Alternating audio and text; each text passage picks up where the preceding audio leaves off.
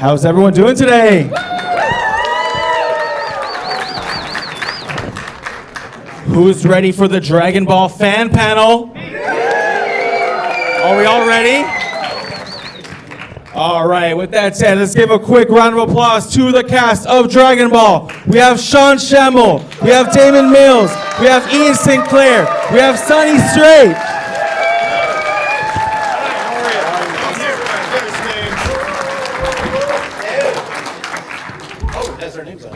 Check. Next to the monkey. Mike, this is, what are we supposed to talk down here? This is I like it. It's underslug. Susu Studio. Ah. Susu Studio. Start messing with all the mics. We're Please do, gonna- make the We're mics gonna- comfortable for It's you. okay. I'm gonna fix it. Do you guys have mics? There we go. I can't hear myself. Hello. Voice actors. Test, yo. Test. Test. Clem Fandango, is that you? Clem Fandango? Can yes, you I hear hear me? you, Clem Fandango. Clem Fandango, You're can a you hear real me? rock star, aren't you? Sean, Clem Fandango, can you hear me? Can you hear me? Of course I can hear you, Clem Fandango. I love that. I swear, if you say that All one more right. time. Can you hear me? So, that's it, That's guys. it. Thank you. Thank you. Good time. Hi. Good Could I have mine a little hotter? No. Okay, it's fine. All right, we're gonna start off with the lovely check. man to my left, and then work our way down. to your left. Can you introduce yourself to the people who may not know who you are? My name is Sean Schemmel, and for the last 27 years, I've been the voice of Goku and King Kai and Nail on Dragon Ball. I also, thank you. Thank you. I also work on a bunch of other shows, like Pokemon and Ninja Turtles and Yu-Gi-Oh! And stuff. But I'm best known as Goku. The monkey. And I'm next to Haven't you Frieza, who's here with us today. I thought it was 28 years. Going on. Oh, boy. 99 is when I started. Okay. Yeah. Frieza. What? Hello, my name is Daman Mills. Hello, everybody. I am the current voice of Frieza.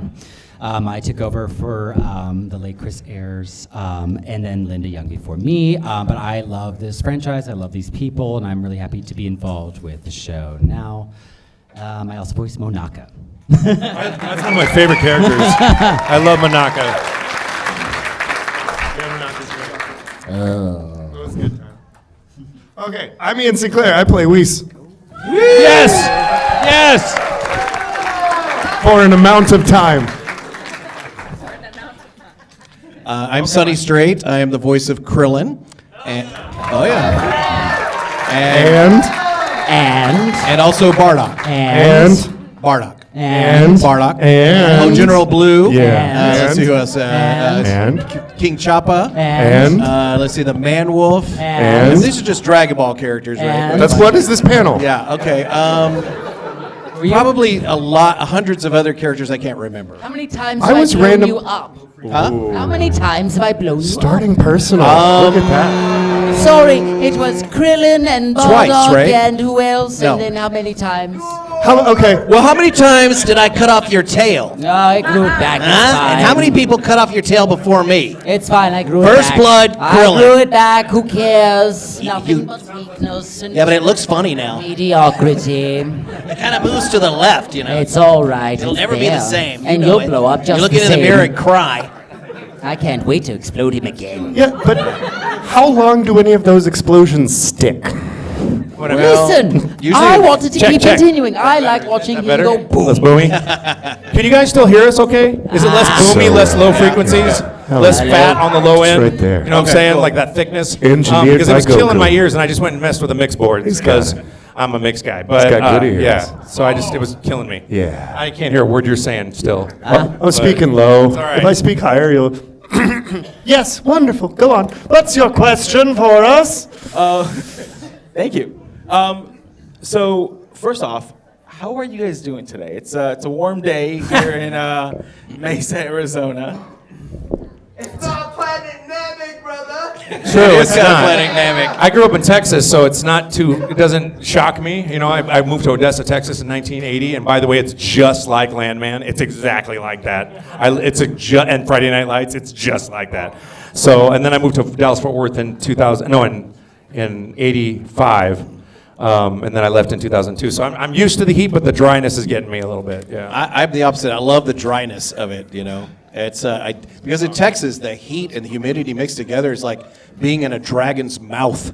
It is really bad. Like General. Like Shinra's So would you? What is your wish? I wish to have an air conditioner. So, No, well, it would actually help if I switched with Sonny. Yeah, I think you should. This switch is going to with be a me. musical chairs. I have real horrible hearing loss in this ear, and I can't hear what my colleagues are saying, so we can laugh and talk with you guys. all So I'm right. gonna switch with Sonny. While we do the switch, I'll. There we go. Check, It's check. not We're yet. both Yeah. still in the game. Yeah, it's better. I can hear you guys better Well, now. this is Thank so you. much better. Yes. There you Isn't that There we better? go. Because I can't hear out of this ear. Oh, yeah? You can? Oh, we're perfect. You can combine and make like one person. It's not because we're old. I lost the hearing in the 30s. Combine to make one Not the person. 1930s, my 30s. This is what y'all. Sorry. We started this in 1920. 1920 when we all talk like this. Come Thomas Edison did the first anime. Dragon Balls. Yes. Oh, wait a minute. But plus, over here, this side of the room can't see at all. Oh, yeah. So if I have to make a really good Well, point, you I'll can stand see and me, point. and that's all that matters. Yeah, yeah, That yeah, is well advantage. Kidding. I'm kidding. Don't let's do encourage the monkey. Let's do some. So let's talk about I am Dragon the Ball. monkey. So Dragon Ball. I am the walrus. All right. So- when did this go off the rails? The second they this put is the not four a of proper us on panel. the It panel. went off the rails like We right all before seem got like we're on stage. drugs. All right. All right, so my first question is for both Sean and Sonny. Oh, good. These guys are off the hook. Yeah, we'll start As we there would call them. with the OGs. Yes. So you've both been with the franchise for many years. Yeah. What were your first impressions of Dragon Ball when you joined? And did you have any idea that it would be as big as it is today? Is it a hair salon show? Because they kept changing their hair colors, and everybody was all about hair, and why are they screaming to go power? I mean, this is like my first week on the show. Obviously, I knew a little bit more after a moment. I did try to study a whole lot before I took over, but yeah, I had this weird vibe, Sonny, that to me, I was so naive. I was like, both surprised and not surprised. It did great because Yeah. I was surprised because I'm on a hit show, and I was also not surprised because I was so naive. I was like, well, it's TV, so it's gonna be a hit because TV's a hit. Turns out I didn't know lots of shows fail at the time. I was unaware of this. I thought, well, if it's on TV and it's on Cartoon Network, it's gonna be a hit. Yeah. And so it wasn't any spiritual intuition around, oh, this story is so special. I didn't have that feeling until we got to Kai, when I started really understanding the story better, because Z was so watered down with kind of the American style that that was popular at the time due to the Pokemon and other things. I prefer Kai. Do you prefer Kai? I prefer Kai because we're all better actors, and it's closer to the original manga. The writing's better, And the too. writing's better because we copied the manga better. And I had a everything's similar better. reaction, but I had a similar reaction. But for me, I thought that it was a fad. I thought it was a great show. I thought if I was a kid, this would be my favorite show. But I thought, 2 years, I'll be on TV, and that'll be the end of it. It'll be fun. It's almost 28 years now. Yeah, So, it's crazy. So I'm not a psychic, if you thought I was. That's insane. And you said you thought it was a fad, right? Yeah, I did. So, I thought, because I thought there wasn't a lot of it out there at the time. I think we had Yu-Gi-Oh! Was going on, and maybe Pokemon was still. Was Yu-Yu? Yu-Yu Hakusho. No, Pokemon was that came on. later. Yeah. Yu-Gi-Oh was coming on. Yeah, no, Yu-Gi-Oh was. was probably the only real competition we had at the time. Yeah. What? Yu-Gi-Oh was a little later than y'all. Goku was in Spanish to me. So it was even less. It was of in an Spanish to us industry. too because we couldn't get Japanese tapes. We so had to we got write the the Mexican episodes tapes to from dub the to. Yeah, Spanish. we had to get them from Mexico because there was no digital shipping, and so Yeah. we didn't take long. Well, it would take longer to get tapes from Japan than it would Mexico. I So love the all Mexican version. I heard the Mexican cast before I heard the Japanese cast, and it just sounded like Dragon Ball Z. I was like, that's pretty- Compromiso! that's my fake Spanish. No offense, but I speak fake Spanish. Thank you. I tried. Bueno. So at what point did it sink in that this was this giant global phenomenon? You know, not really until we did Battle of Gods, because I thought I was retired from Dragon Ball. Like, I was on hiatus. We were doing games all the time, but Justin Cook called me, and he's like, hey, we're gonna do a Dragon Ball movie. I'm like, what? I was like half asleep. I just woke up. We're gonna Dragon. I'm like, what movie? Like in the like a DVD? And he's like, no, in the theater. I'm like, what? And I kind of groaned. I was like, I thought I was done screaming. And then then there came negotiations, and then it did well at the box office. And then they did another one, and I was like, by the second, I'm like, this is a big deal. And then we got a float in the Macy's Thanksgiving Day Parade. I'm like, what? And then like there are A-list celebrities who are like fans of me, and I'm like, what? That's stupid. Like, because their kids are or they are. I've been to Big Sean's house twice. He's amazing. Like the guy's amazing. He's an amazing. I've got a lot guy. of B-list celebrities. You're who are our fans of Big mine. Sean. What's that? I got a lot of B-list celebrities who are fans of mine. So It's been shocking, honestly. okay. So to follow that, I have a question for Damon and Ian. Good. So you both joined the franchise a little bit later. Yeah. At this point, it was this huge thing. Yes. Did you ever feel the weight of just the fan expectations, and how have you handled that? Yeah. You first. This is more complicated. So, Mine is That's why I said. yeah, no, that's fair. For me, so I grew up watching Dragon Ball. I was a big fan of Dragon Ball, which is why it's insane to me when I'm hearing like didn't know it until Battle of Gods, because I knew it. It's Dragon Ball. I have drawings of X-Men in my binders from high school that all have got Super Saiyan. There we go. Super Saiyan X-Men? Yeah, it was Super Saiyan That's X-Men. fun. I don't know. I like I was that. weird. But like, I was a huge Dragon Ball fan, and like, if you had asked me as a kid if you could only be in one show, what would it be? It would have been Dragon Ball. So like, when I got in Dragon Ball, it was the amount of pressure I had on myself. It's still one of the like, I can't screw up Dragon Ball. There's a lot of shows I can go and I can go, all right, I'm just gonna feel this, I'm gonna act. But Dragon Ball, like, I'm always, don't mess this up. It's Dragon But you Ball. do It so is- good. Oh no, well, you guys are awesome to work with. So are you. He It's- geeked out getting in the car with me the first time. Yes, Like, it is. he Yes, it is. fanboyed out on me when he met me. It's flipping Goku. and I was like, what? You're on the show. It's good. Like randomly, I went from like watching Goku to being like, you When want I to go met get a him, I was ramen? like, what? I've got to take Goku to eat ramen. And then while we sat there, we talked about how meta it was that we were getting ramen together. Yes, we did eat ramen. Ugh, it's so neat, and it's still like when And he's a ramen snob. I am. Men Ian show has hung out with that's me here? so many times that he never freaked out. Men show is really good. We went to Men show a couple of nights or last night. Really good ramen. Highly recommend their specialty. Like right, but yeah. So it will never not be incredible pressure. I love Dragon Ball. I'm so honored to be a part of it. The pressure is always there for Dragon Ball. Oh, yeah. Because it's Dragon Ball. Yes. I mean, I don't. I mean, I think about the pressure, but I don't. I just show up and forget about it. It's hard not to. And be Goku. Right. Well, the show requires it. You can't half-ass Dragon can't. Ball. It won't. You You can't. can't. You can't. If you half-ass it, it sounds stupid. It does. Yeah, you can't. Other shows, well, I never half-ass, but you can get away with it perhaps on another show, or but with Dragon Ball, you get in the Dragon Ball Club. It rides you. You don't ride it. Yeah. You plug your fingers That's into a fair. 100,000 volt socket, and there you go. There you go. That's how it feels to channel Super Saiyan. That's how it feels. It's just absolutely rough. I think Damon probably though feels the most pressure. Me? Yes. Tell him what you have the most pressure. Yeah. Yeah, he so might. much expectation. It was a lot of expectation. Yeah. So, I mentioned it briefly at the start of the panel. So I took over and assumed Frieza for the late Chris Ayres. He, unfortunately passed away, and it was Thank you. I appreciate do that. love Thanks, David. Thank you. And at the time I was acting as an understudy and kind of like keeping it low key. Like I was trying to make sure that Chris still had his flowers and make sure that he was, in the spotlight and just kind of helping him out, as I could.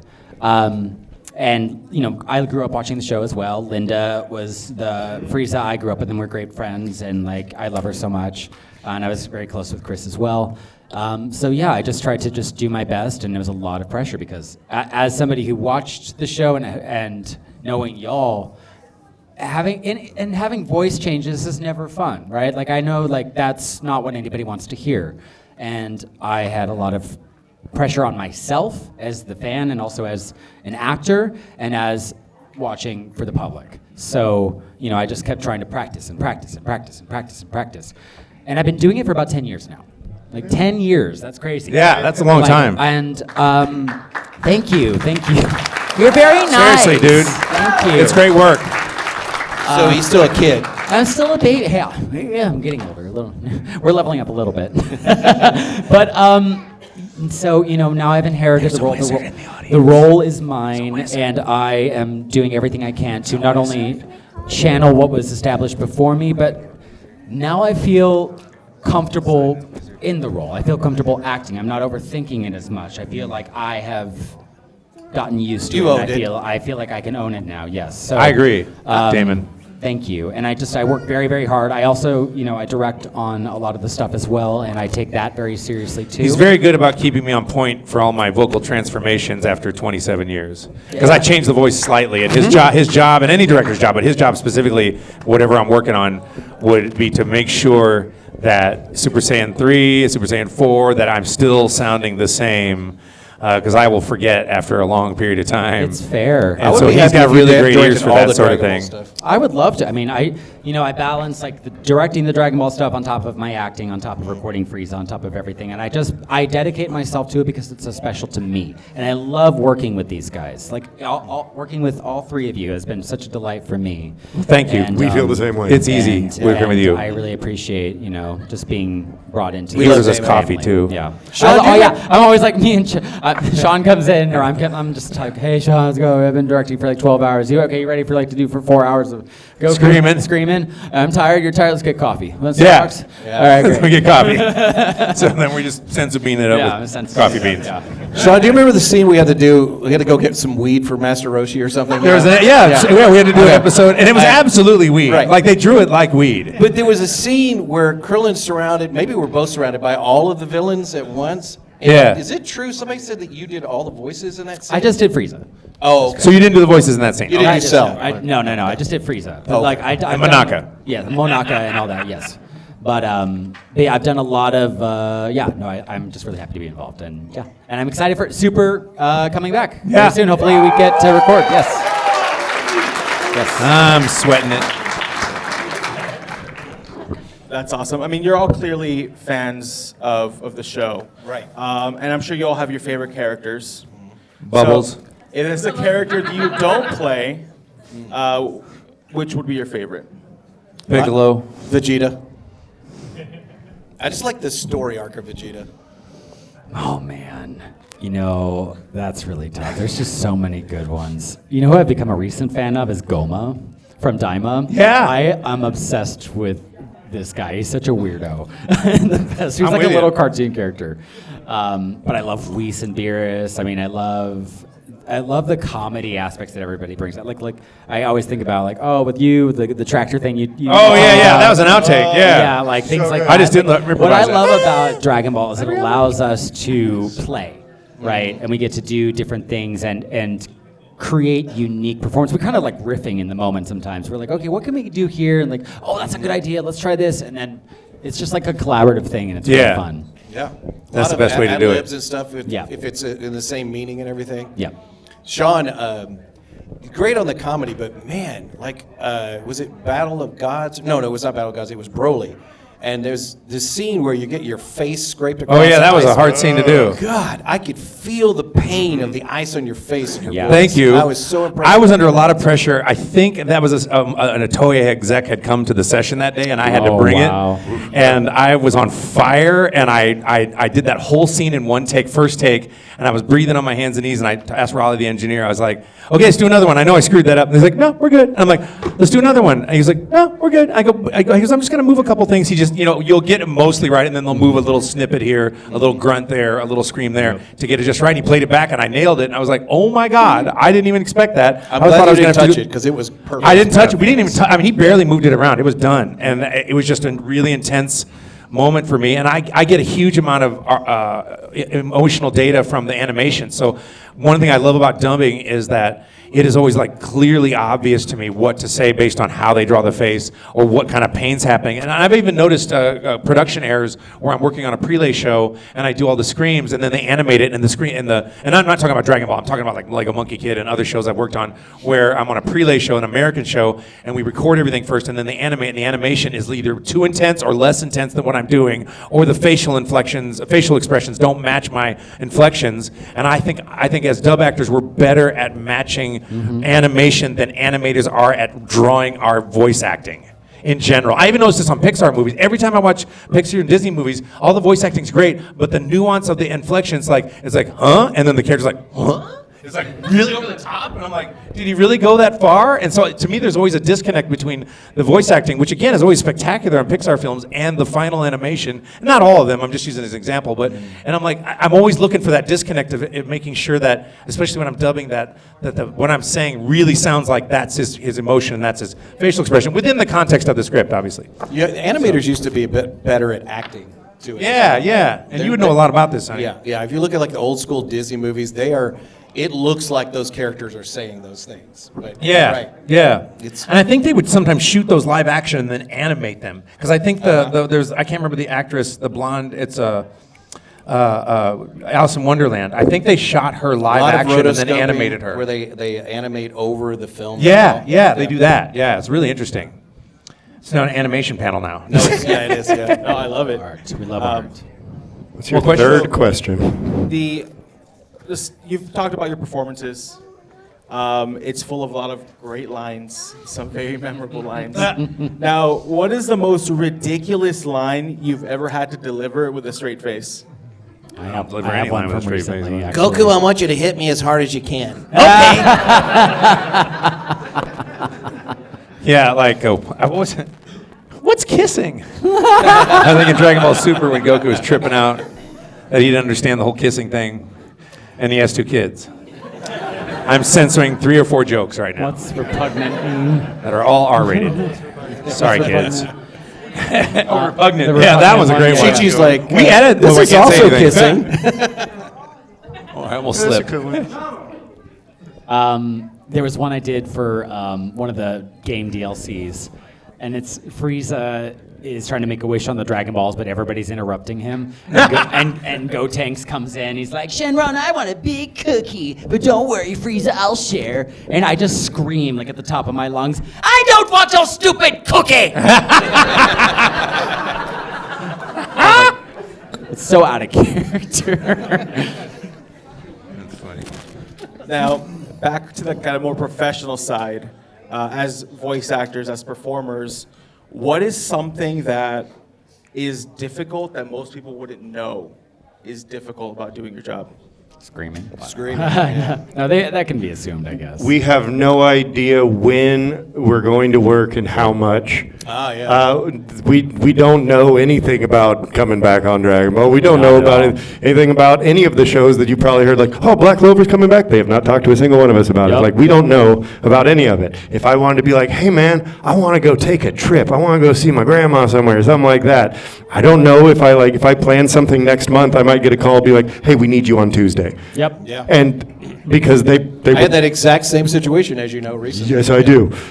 Sonny and I were going to go on a trip, but they wouldn't tell him when the things that he needed to do were. And then we couldn't go on the trip because they won't tell us our schedules. I have no idea when we're going to do Dragon Ball, how often we're going to do Dragon Ball, if I'm going to be doing One Piece, how often I'm going to, like any of this. That's That's the life of a voice actor. yeah. Then it'll just all happen at once. And then all- You'll yeah. record like 3 video games in the same week. Has to be on the same day. Yep. Has to be. I'd say that, and you're never allowed to be sick. Do you know? Yep. Do you know what else is hard? That the screaming's hard, and I will point out to people that like the kind of vocal acrobatics I'm doing are pretty crazy, and a lot of other actors have to do it on the show. But I have a unique problem as Goku because as an actor, Goku's the only character on the show that does not really evolve or change personally. He always stays in the beginner's mind. He's always a child. He evolves as a fighter. But one of the things we, as actors, tend to love character development. So I'm playing Captain Celebrity in My Hero Academia, and he's going through this story arc where he's like a narcissist and he's kind of a jerk, to now he's being humbled. He almost etc. I'm giving you some spoilers, and I won't tell you what happens. But he's slowly changing, and that was really refreshing for me. I'm like, oh my gosh, I get to play a character that evolves and changes. And so this is where I'm a classically trained musician, and one of the things they train you in music school is like, Goku's the perfect classical musical instrument because when you do concertos and when you have to learn classical music, you have to be able to play them 1,000 times like it's magic every time. And I got trained really hard in music school to just be able to pick up a concerto and just make it sound beautiful like I never played it before every time. And there is a certain level of boredom, but then you build a system to where you get excited as if it's fresh because you convince yourself it's fresh. So playing Goku has been very challenging from and keeping him interesting while he does not change. And what makes him interesting is that the other characters evolve and grow around him, which is why I don't love it if the American writers try to lean towards Goku being like Vegeta, because we don't need two Vegetas on the show. Goku's not a proud Saiyan warrior, and all the bros want him to be that. And I'm like, no, he likes fighting the strongest no matter what. That's it. He's just like Quagmire, but instead of women, it's fighting. That's what it is. You know, and that's Goku. So, and that became very clear to me during the Broly movie. You know, yeah, it's what it is. But if you look at the last scene, okay, look at the last scene of the Broly movie when he says, "Call me Kakarot." I struggle with that scene because I identify as Goku. I do not identify as Kakarot. Goku does not identify as Kakarot. He identifies as Goku. He makes it very clear to Captain Ginyu. He makes it very clear the whole. You're right. That did seem like growth. It would seem like growth, but it's not. It might be in one small way. So here's what's interesting about it. Goku comes across like, you know, he's playing two-dimensional chess when he's actually playing three-dimensional chess, right? So he's actually really smart in a strategic way. And I noticed this only because I had a roommate, and he told me once he got flirted with on the subway, and he called it the mystical. And he goes, "I got the mystical on the subway." I go, "What's up?" He goes, "Some guy flirted with you?" He's like, "Yeah, some guy flirted with me." And I'm like, "What's that? The mystical?" And then somebody flirted with me once, and I got the mystical, the magical. And I go, "Well, the magical?" And he goes, "The mystical?" And apparently it's something that he told me he made up, that when people flirt with you. There's a reason I'm bringing it up. At the end of the movie, you see Goku's eyes, and you see Broly's eyes, and he's giving him the, They're in the club. They're like, "You want to dance, huh? You can call me anything you want if you'll find me. Ooh, I'm so hot for you." That's what it was. Goku was so hot. He's like, "Call me anything you want, bitch. You can call me anything. Call me Kakarot. Call me whatever you want if you'll fight me, Broly, because I am so excited to fight you." That once I saw the growth scene, in a different way. Well, yeah, it's growth in a different way. Once I saw the scene, and I thought, Goku's just jonesing to fight Broly, and he doesn't give a shit that he's calling him Kakarot. He's like, if you need to call me Kakarot to fight me, fine, I don't care. And that's how I finally understood the scene. And so I don't think Goku wants to change and become Kakarot. I think he just wants to fight Broly really bad. Pretty much, yeah. So you are correct. That's how I interpret that. Absolutely. So I have Long answer, sorry. a question from that. So you mentioned how Goku doesn't really evolve in that way. And as a person, yeah, you know, he as tends a to be, person. to me, he's a symbol of the beginner's mind in a lot of ways. So were there any choices, this goes for all four of you, from the beginning of you voicing this character, that now you're kind of stuck with because the character doesn't change as much? Well, their characters do evolve, I think. Yeah. Just as it in general, like, for example, a voice choice. You're affecting Whis. I will say this. When I was about to playing, give a wedding toast. oh my God! Look at this guy gets so when we were in college, we had so much trouble. I'll tell you about that later.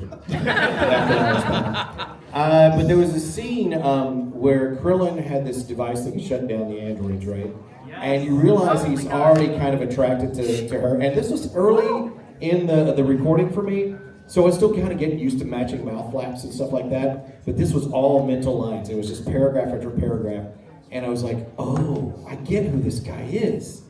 He's a sucker for love. And I was like, I totally relate to him. So from then on, that was the note I would hit with him. That's great. Sit down again. Life is great. That's nice. Frieza goes through forms. He evolves in that way. Does that count? Yeah, that counts. I guess, like, well, Goku's affected Frieza for sure. Like, in a way of, like, I think spite.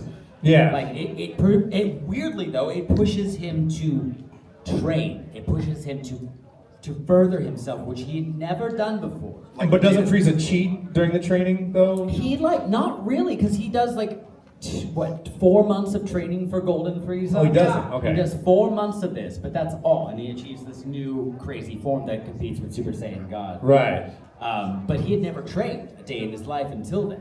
So Goku pushed him to do something not. And what if, because when I was training martial arts, I tell you, when anybody's done martial arts, you'll learn after about the first 6 months to a year, you learn a new version of the word humility. Yeah. You will learn humility in martial arts. And I wonder if through this process, Frieza might, through training, continuing to train, may evolve a little humility. I think so. You know? I think he's reluctantly had to just kind of give Goku a nod and be like, gotcha, you bested me. The very fact that He's been repeatedly humbled. Yeah. So many Repeatedly humbled. times, Broly, like all these Trunks. Trunks. He's been cut in half. He's been like That's true. More like than diced that. to smithereens. Like he's been like, beaten to a pulp. Like so many times, he's just been humbled and humbled, and he had to work. He was forced to work with Goku to keep the universe safe. That's true, we alley-ooped. And it is only because he would be erased too. That's true. And it's not people are like, oh well, Frieza is he turning good? No. It's because he had to out of his own survival. I love this point. You are all still in existence because of Frieza. This is true. Whether you like it or not. That's No way. Frieza and Goku, yes, but also Frieza. That's Akira Toriyama humor to me. Oh, it absolutely is. It's just so ironic. So But I still think it's growth because he always knew that he had everything he needed to destroy anyone. Yep. And the fact that he admitted that he doesn't have it and had to train, that is growth. it is growth, and then even after the manga, I'm not going to spoil anything, but those who've been reading the manga, there's even more of that. So very excited to eventually get there. Yeah, I like this level of spike growth. I think that's pretty spike growth. Yeah, there you Spike go. growth. Yeah, because it's not Growth like so much it's through not. He's not spike. becoming a good person whatsoever. I don't think that's possible. Yeah. And I always wanted to see more about his relatives, particularly King Cole. I wanted to see more King Cole. I wish they would like extrapolate upon that a little Yeah. bit more. Or like Or even cooler. Frieza's family story growing up. The whole Frieza story. Yeah, like cooler. Oh, cooler, yeah, It'd be true, cool to see, absolutely. like a cooler movie or Right. something. Well, Like, and yeah, where that's does in the the cooler movie, but I want refrigeration more of come it. in? Yes. It's fine, I'm better anyway. We're in the refrigeration business. Indeed. The family That's business. mother refrigerator. If they can do what they do with Cooler, Broly, Frieza. there's no reason that they couldn't with Cooler. Mother Ice We have Box. stock invested in Igloo Colas. So we've been interacting a lot with fans right now. Yes. So over the years of you doing conventions and interacting with fans of Dragon Ball, have any of these interactions kind of changed the way you look at the characters you play? No. I do not take acting direction from fans. No, but I didn't mean it they that have, way. and I don't know. I got to be solo with Goku. I'm an actor who gets in the booth, and I do not let people influence me. But what I do, where it has influenced me, is that I will say where I do think deeply about fans is when I have to do something that I know is going to be interpreted as good fan service, such as the Super Saiyan 3 transformation, the Super Saiyan 4 transformation, and Dragon Ball Daima. And I was very much thinking about what the fans would want, and I was very nervous about tweaking the voice on Super Saiyan 4 to be a little more gruff to differentiate from 3, and they'd updated the character design because I didn't want to screw the pooch on what you were used to. You see what I mean? And so I looked at it, I thought about it. So I do care, but when it comes to like affecting how I look at the character, no. But affecting on how I make sure I bring the character right. That's why I added Son Goku during the I Am the Legendary Super Saiyan Son Goku during the I Am the Whole Universe piece for you. So I do, but it's not about character development or how I play a character, but making sure that I hit the notes and honor the character in a way that I think the fans would like, as long as it's consistent with Akira Toriyama and Toei and what the agenda is there, you know. Several make years sense? Yeah. Several years ago. Oh, sorry. Several years ago. Several years right here. No, I was at a convention and somebody said they came up to me and he said, "Can you sign this?" A friend of mine and I served in Afghanistan, and he said that we would watch Dragon Ball and we related to Krillin because we felt out of our depth. And his buddy didn't make it, and he was going to put this on his grave, and it was the most moving situation. And I felt a huge responsibility suddenly, which I never had felt for the show. Yeah. And that was like 5 years into it. Yeah.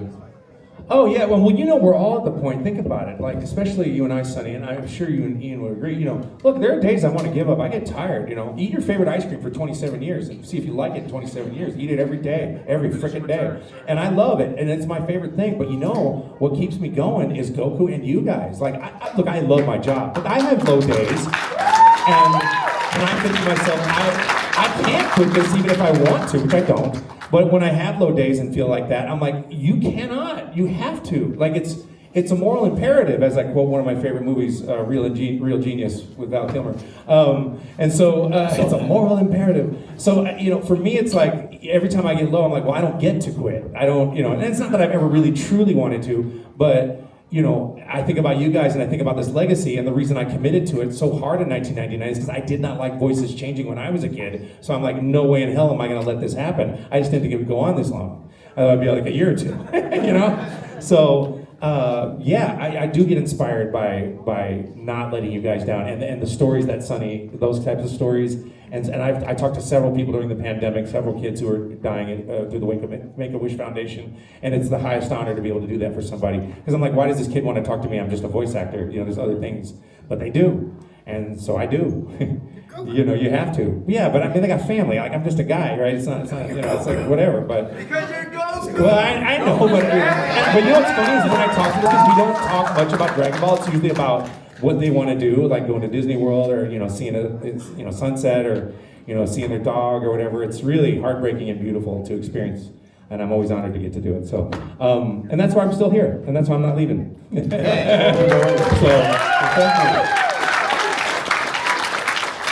I'd say the amount that we have to talk about our characters to people, and the frequency that we get the same questions over and over, sometimes it does allow you, because when you have to explain something over and over, eventually you get, you reduce it, and you figure out the easiest and quickest way, because you know you're going to have to answer that question so many times.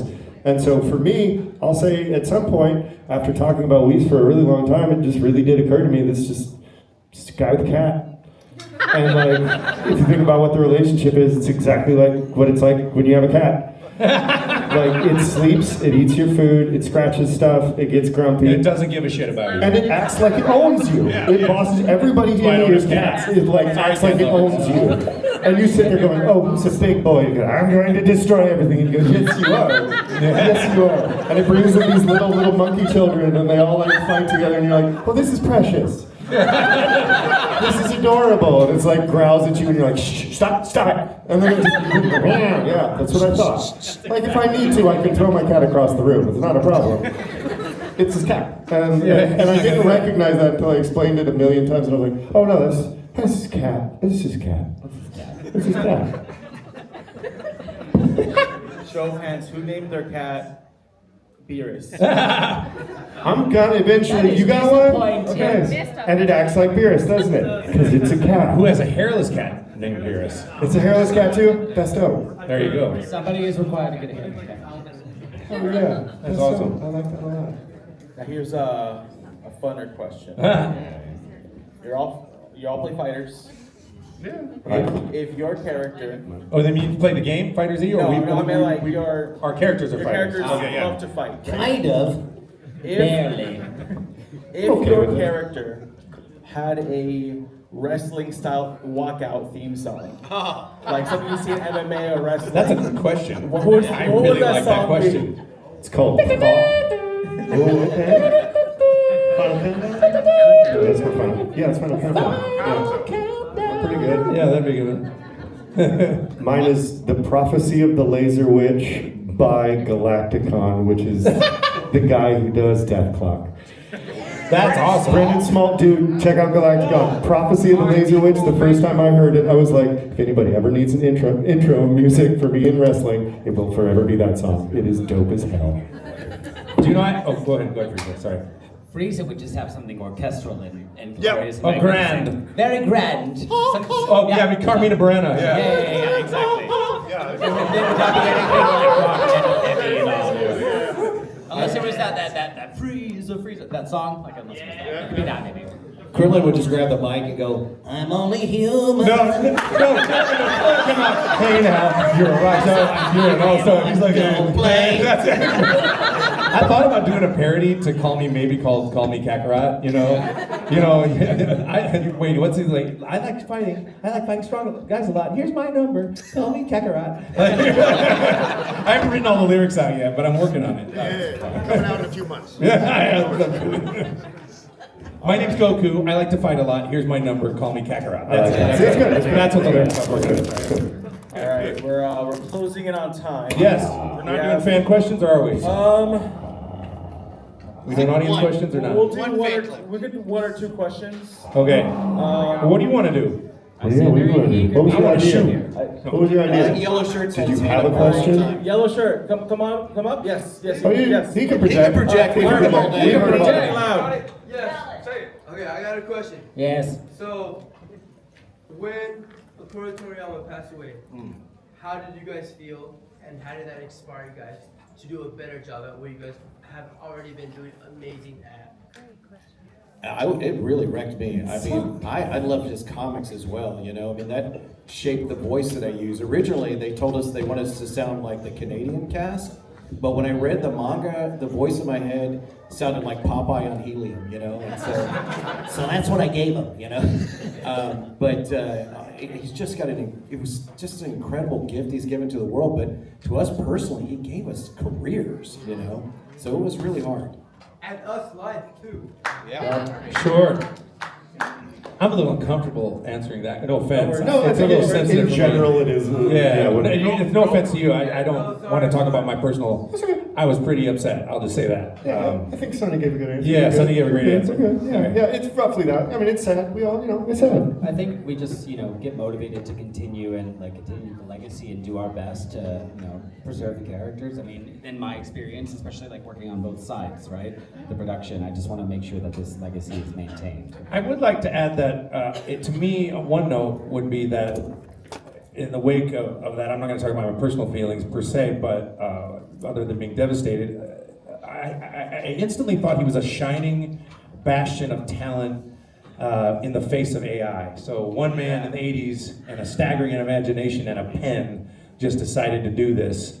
And look at where we're all sitting right now, all these 40 years later. And so when I thought about it, I was thinking about that when all this AI stuff was going up, and I'm like, to me, him and any other legendary mangaka or any animator is a symbol in the face of AI taking our creativity. Hell yeah. And that's one thing that did come to mind, and I hope he will always stand as that, as one example, Can we please give a round of applause to the cast of Dragon Thank you, Ball? guys. Thank you.